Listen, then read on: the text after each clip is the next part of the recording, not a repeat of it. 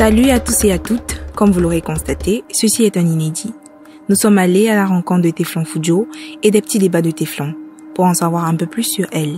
Asseyez-vous et prenez du thé car l'interview commence dans 1, 2, 3. Alors, coucou Teflon. Coucou. J'espère que tu vas bien. Je vais très bien, merci. Aujourd'hui, je suis invitée. C'est toi, tu es derrière la caméra. Est-ce que ça te dérange pas qu'on prenne un peu ton rôle, hein? Non, t'inquiète, je suis prête. D'accord. Alors, peux-tu nous faire une brève présentation de Teflon? Qui elle est? Bon, Teflon, c'est un personnage. En fait, mon prénom c'est Sorel et je suis une étudiante dans la ville de Kaiserslautern en Allemagne. Et voilà, c'est une fille passionnée par beaucoup de choses. Passionnée par beaucoup de choses, ça on le voit au quotidien sur Instagram, même sur les statuts WhatsApp, ouais. Et tout dernièrement sur YouTube. Mais dis-moi, d'où t'est venue l'idée de te rendre public? L'idée de me rendre public, je sais pas si ça a été une idée comme ça, de me rendre public. Je pense plus que c'était une idée d'envie de partage parce que quand je crée ma page Instagram ou alors un compte Facebook, compte Facebook c'est pour les amis, c'est plus pour les amis, mais Instagram c'est plus pour le partage de la musique parce que j'aime bien chanter, j'aime bien faire des covers, donc c'est pour ça que j'ouvre une page Instagram pour partager. D'accord. Ok. Alors, je parlais de YouTube tout à l'heure. Ouais. Alors, les petits débats de Teflon, ça a pris de l'ampleur tout dernièrement parce que j'ai constaté, tu es partie de Instagram pour YouTube. Alors, parce que tu voulais un espace un peu plus grand de vues, je suppose. Ouais. Et de partage aussi, et surtout. De partage, bien sûr. Alors, dis-moi, qu'est-ce qui t'a inspiré pour ces débats, les petits débats de Teflon ou bien qui? Et quelles ont été tes motivations? Ok, on va commencer tout doucement. Oui, bien sûr. L'histoire des petits débats des Teflon, c'est une histoire qui commence sur les statuts WhatsApp. Donc, on est la période où il y a eu l'élection de Miss Univers. Et voilà, la Miss Univers, c'est une femme noire avec des cheveux courts. Du coup, sur tous les réseaux sociaux, je vois des commentaires, surtout des hommes qui disent que, voilà, les filles, vous portez des perruques, vous portez des mèches. Pourtant, la femme la plus belle de l'univers a les cheveux courts. Et ça allait vraiment dans tous les sens. Du coup, j'ai fait un coup de gueule et j'ai mis en statut WhatsApp, arrêtez. Si une fille veut porter ses perruques, si elle veut faire ses trucs, laissez-la tranquille. De toutes les façons, si on vous donne le prix que ça coûte d'entretenir les cheveux naturels, vous n'allez pas y croire. Et ça a créé vraiment des réactions. Il y a des gens qui ont répondu à mon statut comme si c'était une question que j'avais posée. Il y a des personnes qui ont réagi par rapport à ça. Ça a touché. Exactement. Et tellement les réactions étaient différentes. Pourtant, on parlait bien de la même chose. Je me suis dit, mais attends, je vais remettre ces réactions sur les statuts. Bien évidemment, en gardant l'anonymat de la personne. Et ces réactions que j'ai postées en statut ont entraîné d'autres réactions. Du coup, je me suis rendu compte qu'on était en train de débattre pratiquement sur un sujet, mais pourtant on savait pas qui débattait avec qui, tu vois un peu le truc. Donc ça m'a fait comme une sorte de plateau, tu vois, sur WhatsApp. Et donc un autre jour, j'ai mis un autre sujet qui me tenait à cœur et j'ai vu que ça a eu le même effet, donc les gens ont encore parlé et tout. Et après, il y a des amis à moi, mon cercle assez privé, proche, m'ont proposé de faire de ça quelque chose d'un peu plus sérieux, parce qu'il y a vraiment des thèmes sur lesquels on pourrait débattre et que je rende la chose vraiment plus sérieuse.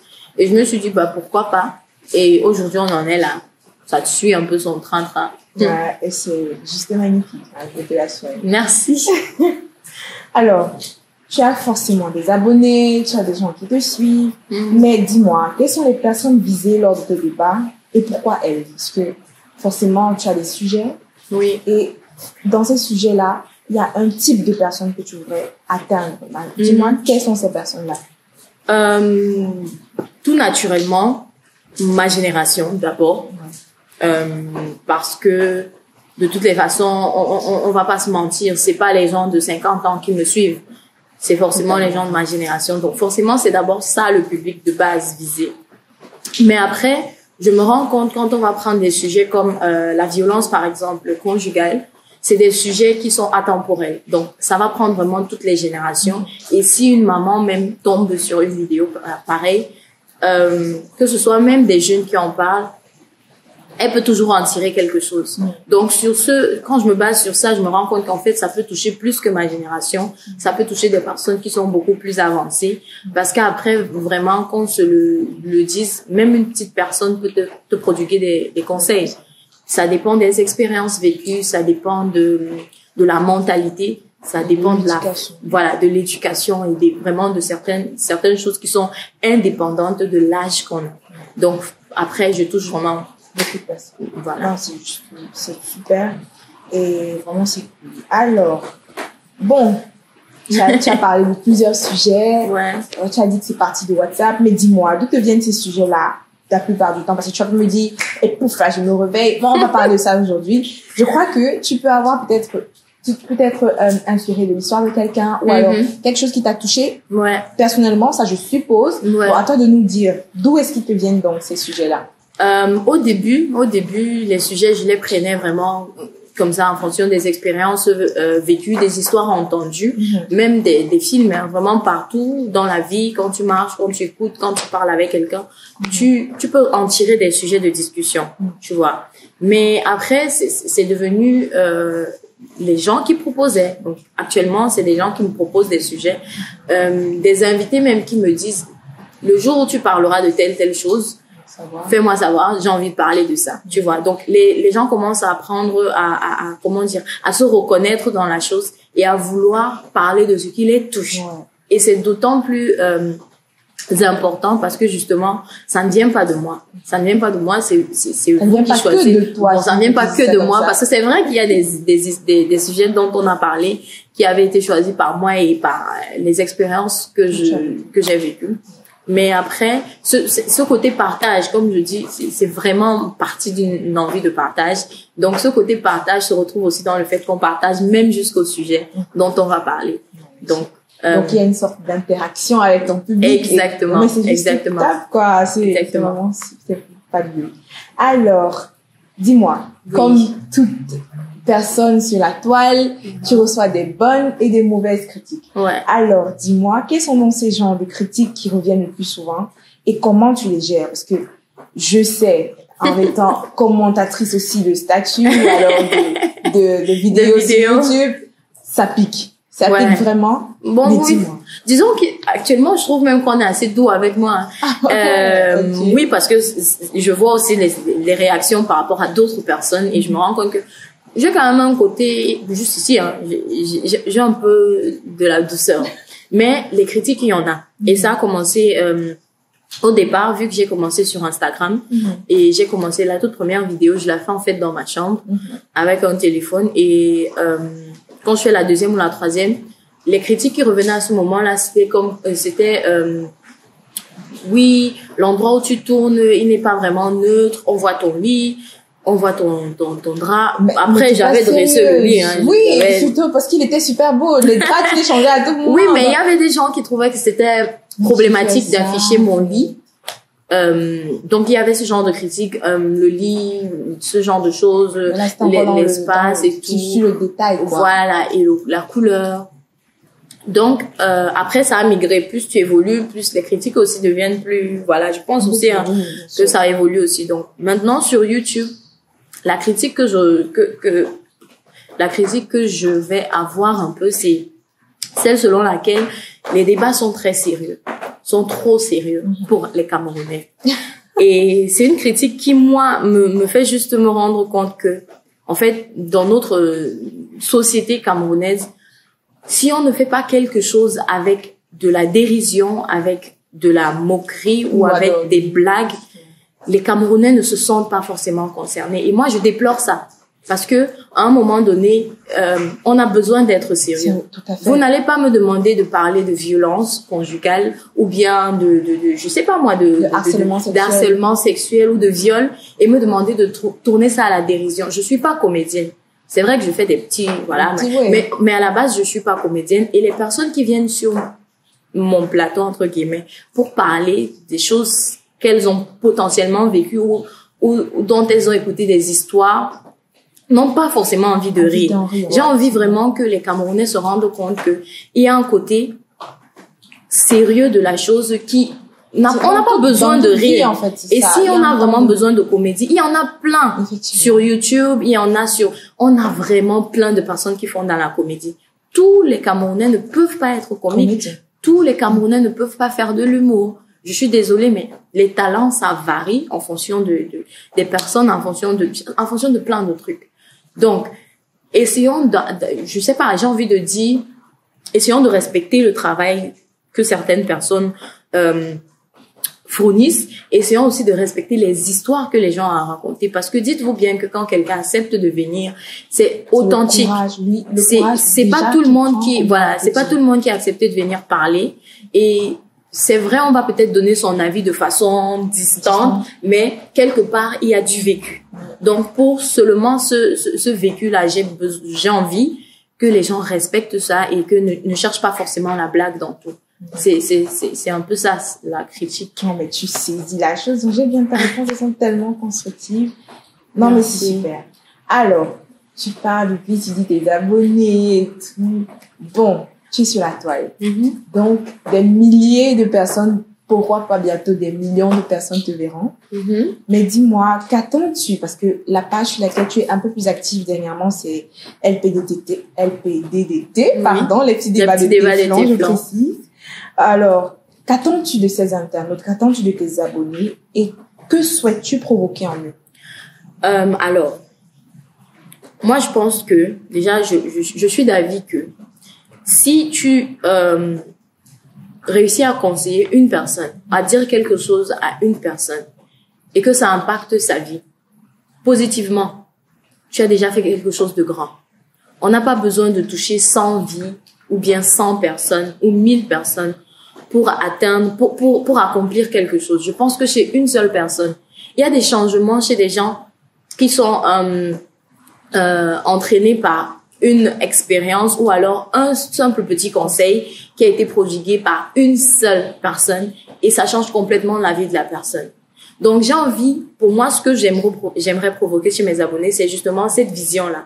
Qu'ils se rendent compte qu'en parlant, en échangeant, en partageant, qu'on peut impacter sur la vie de quelqu'un. Quelque part, on n'est pas obligé de savoir qu'on a impacté chez tel ou chez tel, non.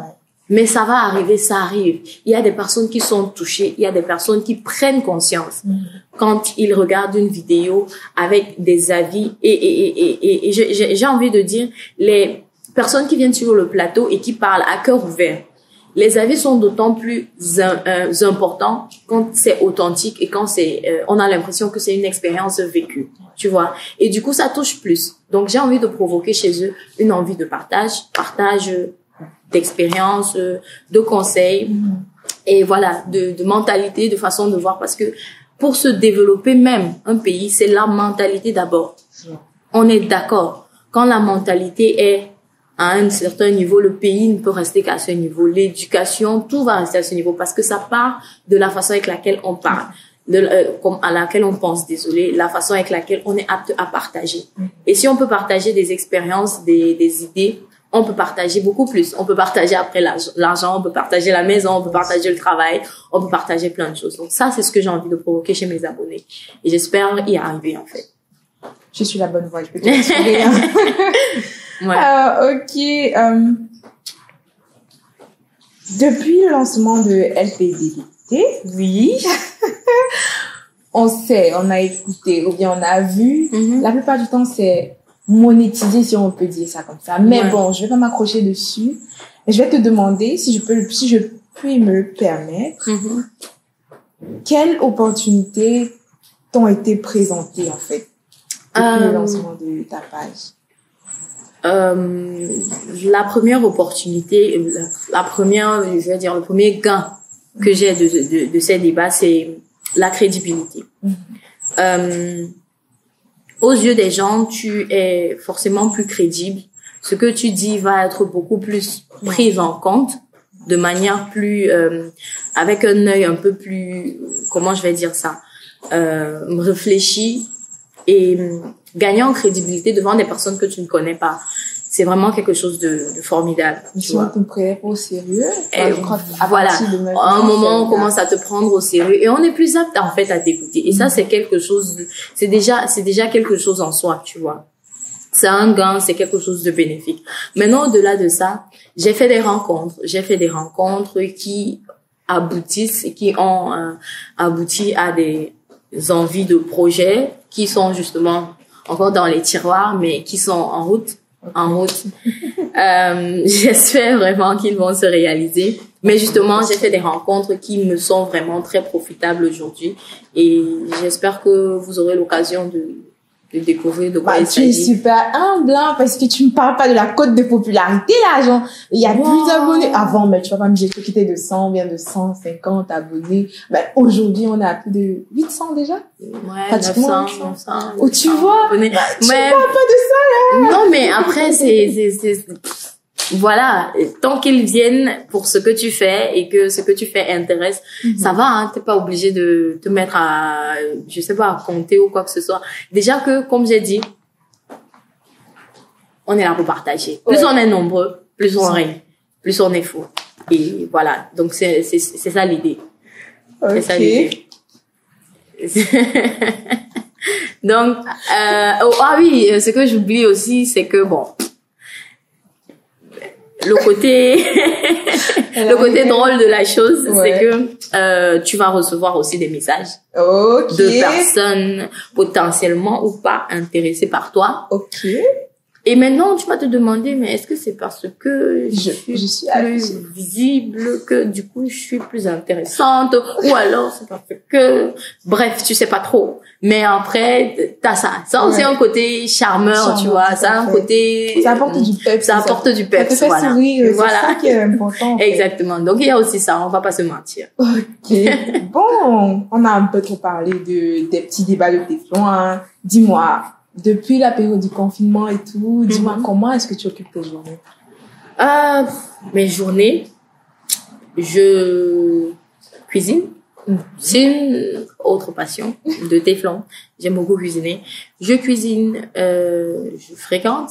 Vu que je l'ai dit au début, je suis étudiante. Si, je suis étudiante. Donc, je fréquente, je travaille parce que après, il faut payer les factures. Et, je passe le temps avec ma famille et mes amis. Voilà comment j'utilise, et je travaille sur les projets dont on a parlé. Voilà. Donc, c'est comme ça que j'occupe mes journées. D'accord. Comme un Camerounais lambda vivant en Allemagne, en fait. C'est un quotidien, oui. Oui. Donc, on va terminer sur une super bonne note. D'accord. Bon, tu es un personnage visible, tu es suivi, tu fais des trucs qui impactent. Alors, dis-moi, quels seront donc tes conseils? On va pas dire conseils parce que c'est pas comme si quelqu'un devait venir se présenter à toi pour te dire, oui, j'ai un problème. Dis-moi, quelles seront plutôt tes recommandations si il faudrait que tu impactes tes abonnés et un jeune lambda passant par là, quoi. Ok. Vous aimez trop ça. Non, on voudrait aussi être comme toi. Demandez les conseils, là, ceci. Ok.